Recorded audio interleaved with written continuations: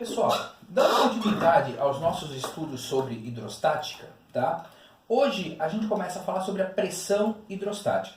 Na última aula nós falamos sobre a pressão mecânica, então quando um corpo está apoiado na superfície de outro, a gente tem uma relação entre força e área que faz com que eu possa ter uma pressão maior quanto menor for a área ou o oposto, né? Uma pressão menor quanto maior for a área. A pressão hidrostática é aquela pressão quando a gente vai analisar, por exemplo, essa situação. Tá, tem aqui um pontinho dentro de um líquido. Qual é a pressão que esse líquido está submetida nesse ponto? Tá? Então, basicamente, a nossa ideia agora é, se eu estou mergulhado num líquido, por exemplo, qual é a pressão que eu vou estar submetido quando, por exemplo, eu vou dar um mergulho, estou a 10, 15, 20 metros de profundidade. Não vamos nos esquecer que, quando a gente falava de hidrostática, tá, nós estávamos falando de fluidos. Tá? Por exemplo, nesse momento nós estamos imersos no ar, que é um fluido, e nós podemos pensar em algumas situações mais para frente, né, que são pertinentes à influência desse fluido sobre a minha e a sua vida. Tá? Então, o meu objetivo é, como é que eu calculo a pressão que esse ponto aqui, que está debaixo de uma certa altura de líquido, tá? Qual é a pressão que ele está submetido? Então vamos lá. Para eu calcular essa pressão hidrostática é muito fácil. Eu tenho que saber a massa específica do fluido em questão, a aceleração da gravidade e a altura de coluna de fluido que está sobre ele, tá certo?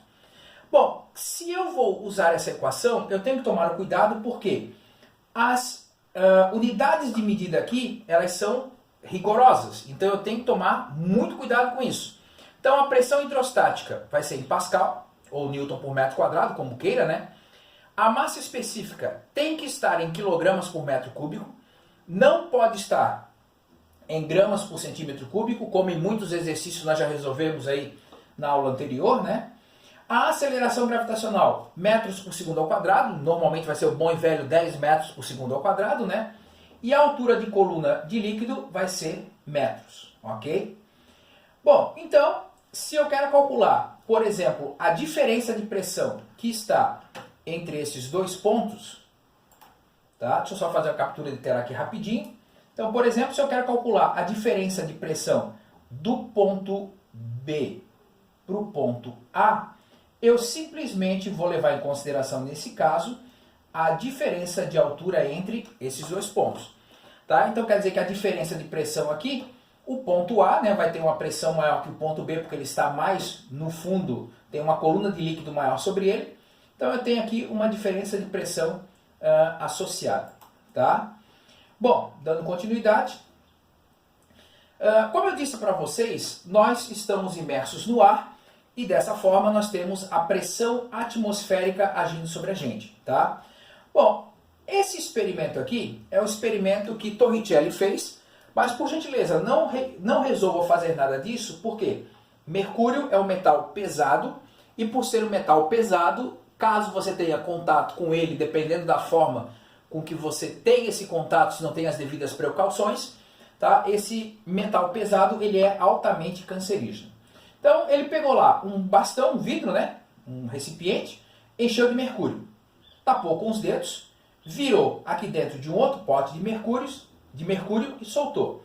Bom, o que ele observou? Ele observou que aqui dentro estava cheio de mercúrio, o mercúrio desceu. Então quer dizer que não tem nada aqui dentro. Então, deixa eu só fazer aqui uma captura de tela, tá? Para a gente poder visualizar isso aqui melhor. Então quer dizer que aqui nessa partezinha eu não tenho ar, não tenho mercúrio, não tenho nada. Então quer dizer que eu tenho vácuo. Tá? Quem é que está sustentando toda essa coluna? Porque a princípio era de se esperar que isso aqui fosse se esparramar. Então a pressão atmosférica aqui, ela está exercendo sobre essa superfície uma determinada força, tá? Que é suficiente para sustentar toda essa coluna de mercúrio aqui dentro. Para você ter uma ideia, tendo em vista os exercícios que nós fizemos anteriormente, tá? Se por acaso, ao invés de mercúrio, nós usássemos água, ele conseguiria sustentar aqui uma coluna de aproximadamente 10 metros de coluna d'água para ele poder ficar paradinho, bonitinho, tá certo?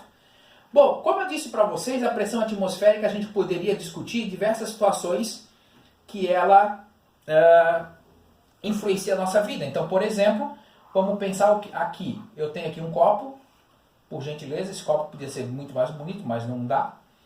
Aqui eu tenho água, tá? E você está aqui tomando água desse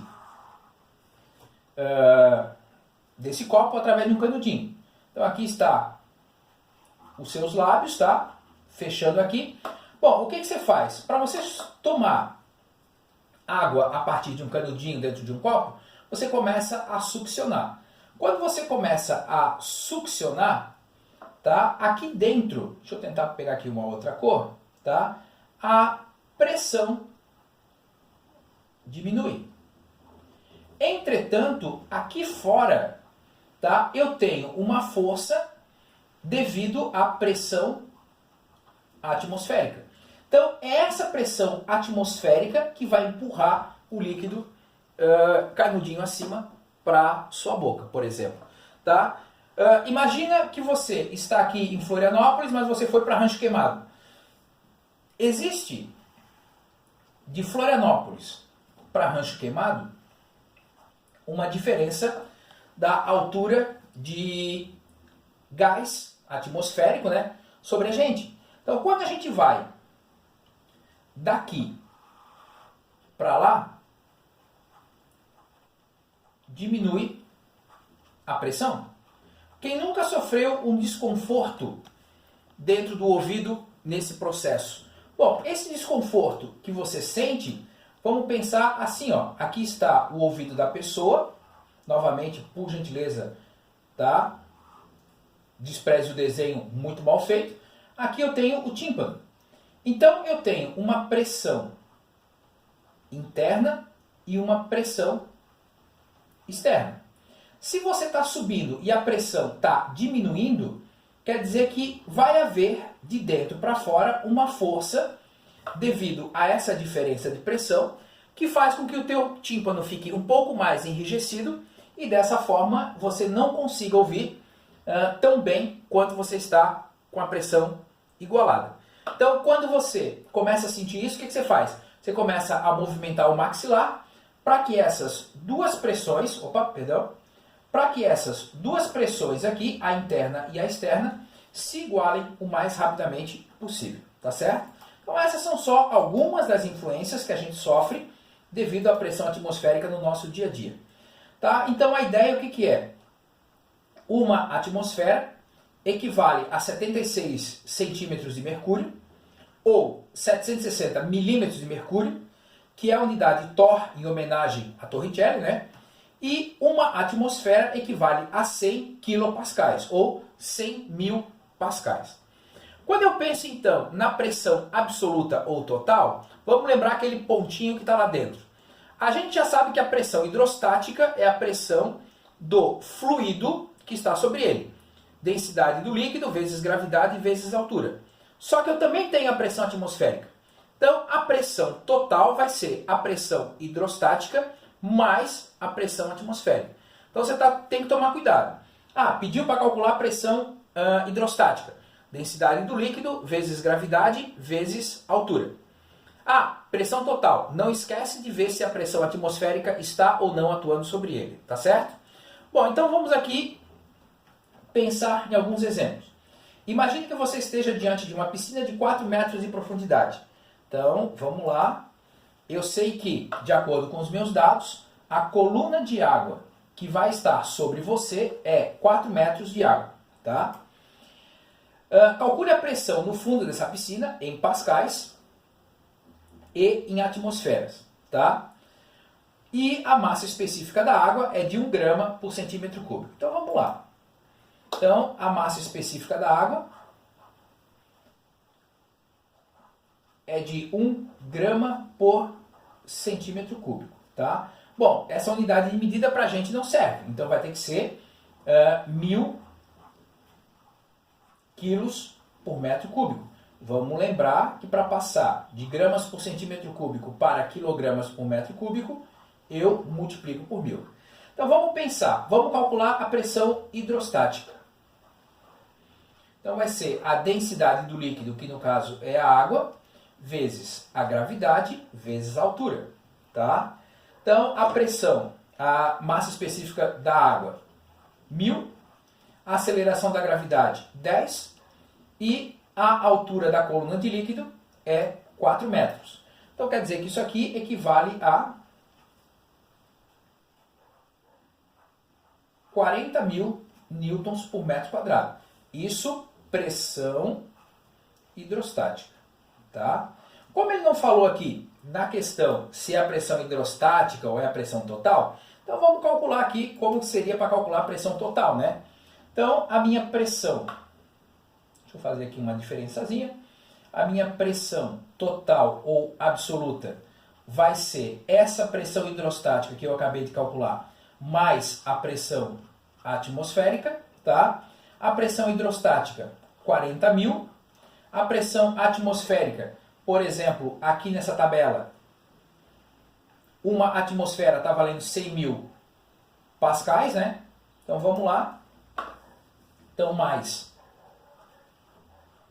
100.000. Então quer dizer que isso aqui fecha 140.000 newtons por metro quadrado, tá? Ah, mas ele quer que você passe isso para, atmosferas. Então, você tem que ir lá e pensar o seguinte, que uma atmosfera equivale a 100.000 newtons por metro quadrado, tá certo? Então, quando eu resolvo essa parte aqui, uma atmosfera equivale a 100.000 newtons por metro quadrado, então 40.000 newtons por metro quadrado equivale a X. Bom, fazendo aquilo que nós já fizemos diversas vezes, multiplicação cruzada, tá? Então você vai chegar que a pressão hidrostática equivale a 0,4 atm. Repetindo o mesmo processo aqui no lado, então uma atmosfera equivale a 140.000 newtons por metro quadrado. Aqui eu tenho, 140.000 não, 100.000, tá? E eu tenho 140.000 e eu quero saber o X. Então essa pressão total vai ser de 1,4 atmosferas. Fechou, pessoal? Então assim, ó, cuidado com as unidades de medida, tá? Com as transformações, mas são questões também bastante tranquilas. O cuidado bastante grande que você tem que ter é com as unidades de medida, que elas são bastante fixas. Fechou? Bom, a próxima questão. Calcule em atmosferas a pressão a que um submarino fica sujeito quando baixa a uma profundidade de 100 metros.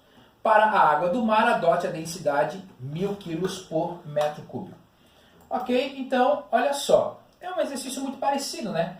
A profundidade dele é de 100 metros, ok? Eu tenho a massa específica da água salgada ali.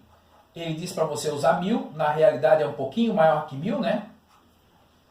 E aí ele quer que você calcule a pressão. Agora vamos analisar aqui o submarino. Bom, o submarino está aqui, as pessoas estão lá dentro do submarino.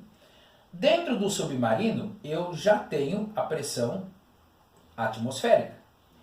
Aqui está o mar, lá eu tenho a pressão atmosférica. Quando eu paro para pensar, então, a pressão que isso aqui tem, bom, qual é a pressão externa? A pressão externa é a pressão hidrostática mais a pressão atmosférica. Só que qual é a pressão aqui dentro do submarino que eu tenho? Eu tenho também uma pressão atmosférica. Então, a pressão que o submarino vai estar submetido é apenas a pressão hidrostática, ou seja, a massa específica, nesse caso da água, vezes a gravidade, vezes a profundidade. Então aqui vai dar 1000 vezes 10 vezes 100. Então isso aqui vai dar 1 milhão de newtons por metro quadrado, tá? 1 milhão de newtons por metro quadrado, fazendo aquela regra de 3, tá? Uma atmosfera possui 100 mil newtons por metro quadrado, então 1 milhão de newtons por metro quadrado vai ter X. Faço a multiplicação cruzada e eu chego à conclusão que essa pressão atmosférica equivale a 10 atmosferas. Pensando numa questão prática, na ordem quando você vai mergulhar, por exemplo, a cada 10 metros de profundidade aumenta sobre você uma atmosfera de pressão. Tá? O próximo exemplo. Suponha que uma caixa d'água de 10 metros esteja cheia d'água cuja densidade é de 1 grama por centímetro cúbico. Então vamos lá. Então a massa específica da água é de 1 grama por centímetro cúbico e eu já preciso passar para quilogramas por metro cúbico. Vou multiplicar por 1000 para não dar problema, ok? Bom, a pressão... Opa, esqueci aqui que são 10 metros de profundidade. Já é uma informação que ele me deu ali que eu estava deixando passar batido. Tá? Então tá lá os 10 metros de profundidade. A pressão atmosférica na região vale 10 na quinta pascais. Bom, 10 na quinta é 10 vezes 10. Então a pressão atmosférica vai dar 100 mil newtons por metro quadrado. Bom, calcule a pressão em pascais no fundo da caixa d'água. Tá? Bom, qual é a pressão? A pressão que vai agir no fundo da caixa d'água é a pressão total. E essa pressão total vai ser quem? A pressão atmosférica mais a pressão hidrostática. A pressão atmosférica, eu já tenho o valor dela, 100 mil. Só que a pressão hidrostática eu tenho que calcular. Então é a massa específica da água vezes a gravidade vezes a profundidade. Então quer dizer que vai dar 100 mil mais 1000 vezes 10 vezes 10. Tá? Então isso aqui vai dar os 100 mil que eu já tinha, mais outros 100 mil, que no caso dão 200 mil newtons por metro quadrado, ou pascais, tá?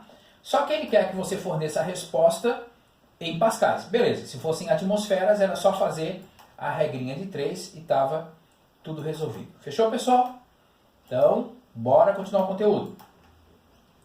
Bom, agora a gente vai pensar em algumas aplicações para isso. A primeira aplicação é o princípio de Pascal, tá?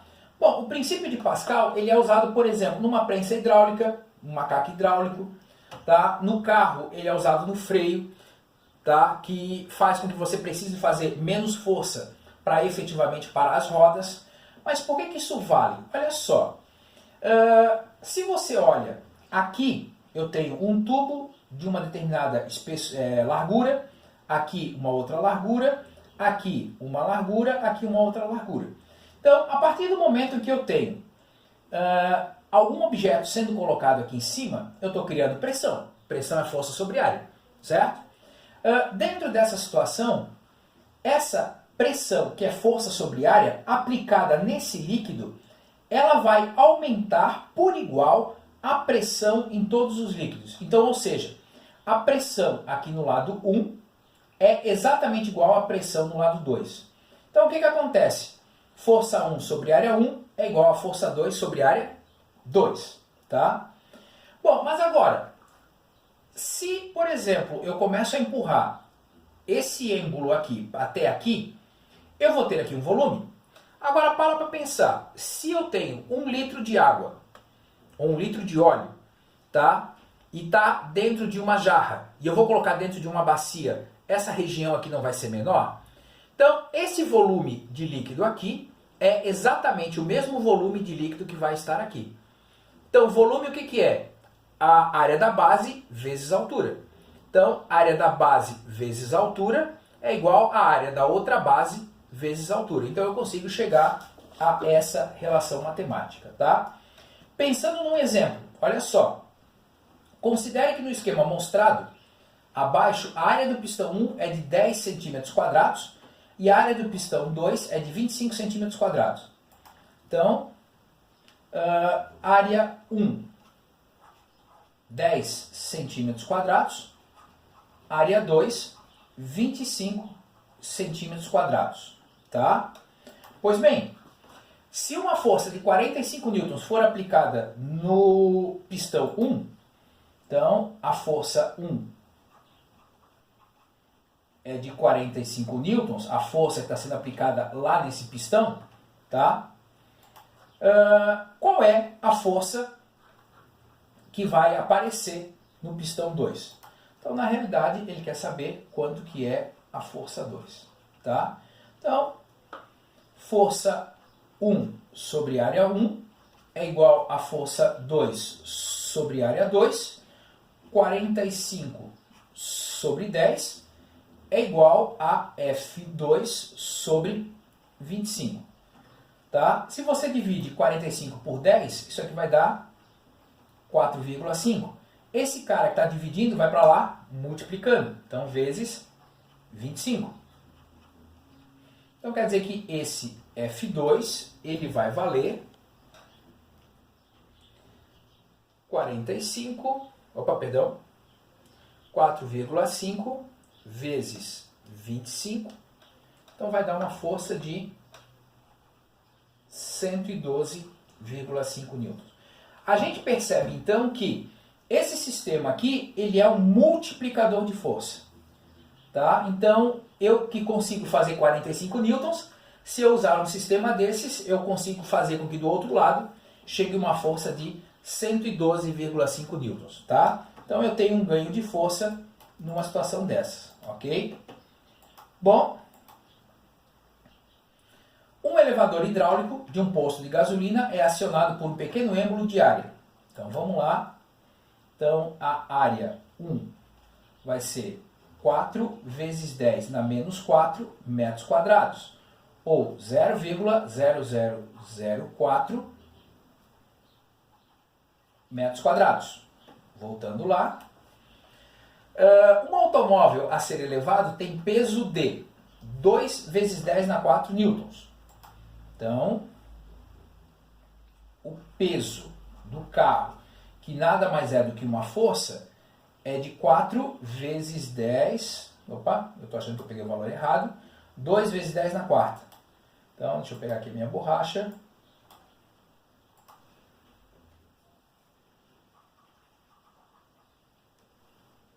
Então, 2 vezes 10 na quarta newtons. Então, vai ser 20.000 newtons, tá? Que está sobre o êmbolo maior de área 0,16 metros quadrados. Então, aqui a área 2, que é onde está esse objeto, está valendo 0,16 metros quadrados. Aí vem a pergunta: qual a força mínima que eu tenho que fazer para conseguir sustentar o automóvel? Então, qual é a força que eu tenho que fazer aqui para conseguir fazer isso? Então vai ficar o quê? Força 1 sobre área 1 é igual a força 2 sobre área 2. Então vai ficar força 1, que eu não sei, área 1, 0,0004, a força 2, 20.000, sobre 0,16. Então, vamos lá fazer os cálculos aqui para a gente não se perder. Então, a minha força 1 vai ser 20.000 dividido por 0,16. Você vai fechar aqui 125.000. Esse cara está dividindo, vem para cá, multiplicando. Então, isso significa dizer que a minha força 1 vai fechar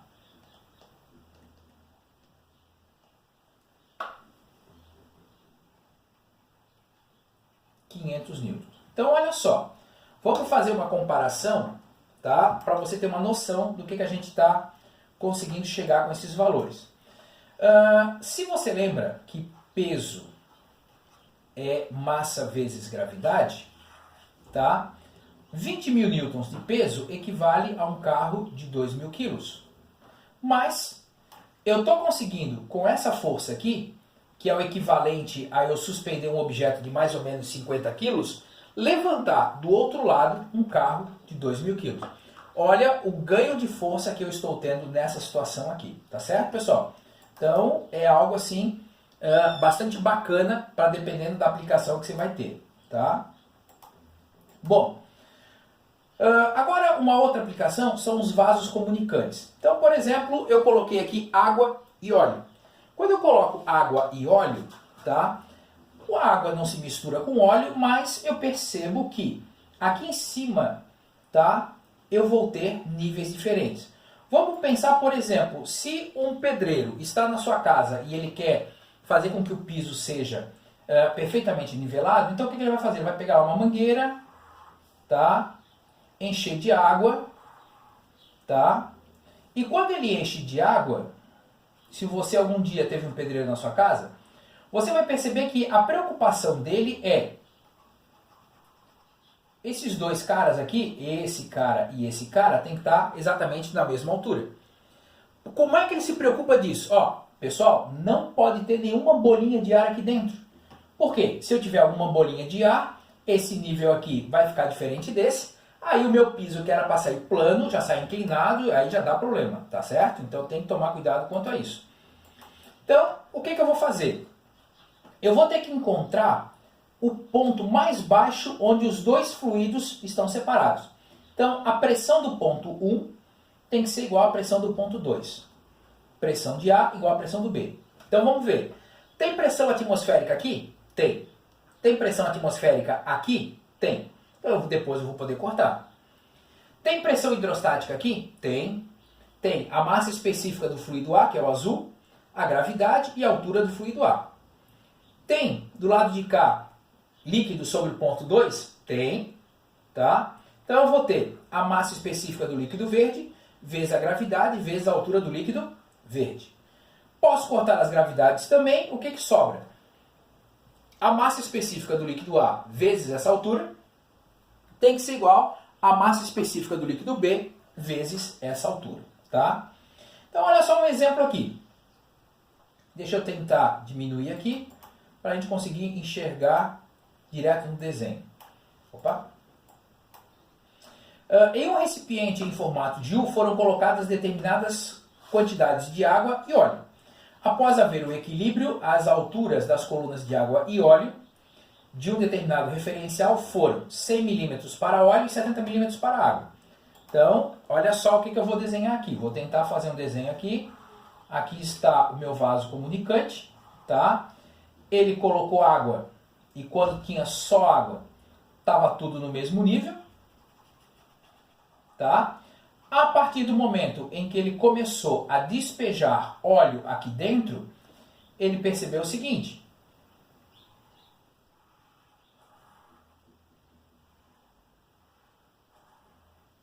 que esse nível de água subiu, óbvio, né?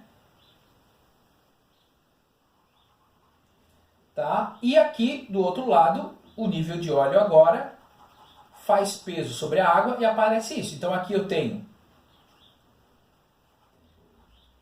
100 milímetros de óleo, tá? E aqui, comparado, deixa eu pegar uma cor rosa aqui para mudar um pouco, comparado com esse nível, ficou no lado de cá 70 milímetros de água. Tá? Pois bem, sabendo que a densidade da água é de 1000 kg por metro cúbico, determine a densidade do óleo. Tá? Então,